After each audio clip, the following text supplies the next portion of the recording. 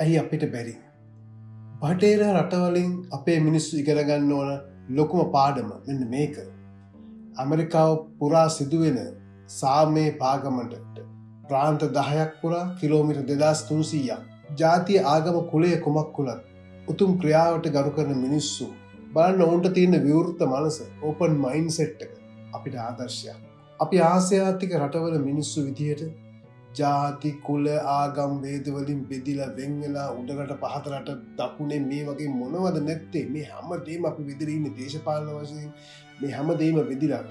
හැබැයි මේ දියුණු මිනිස්සු බලන්න අද මේ සංඝයා වහන්සේලාට දක්වන ගරුත්වය ආදරය ලෙන්ගතුකම ආරක්ෂාව මේ හැමදේම කල්පනා කරලා බලන්න.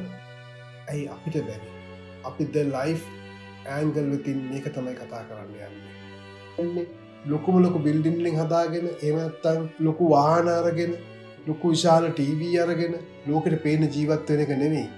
යුරෝපයේ සහ ඇමරිකාව ස්කැන්ඩිනේවියන් රටවල් නෝර්වේජියන් රටවල් වගේ තමගේ මනුෂ්‍යත්වය අවබෝධ කරගෙන ආකල්පමය වශයෙන් වෙනස් වෙච්ච මිනිස්සු ඉන්න රටවල්වලට අපේ උත්සාහයත් ඒකයි. හොඳ මිනිස්සු ඉන්න ඔයාලගේ හදවත ඇතුලේ එයාව අවදි කරගන්න තමයි අපේ මේ උත්සාහය.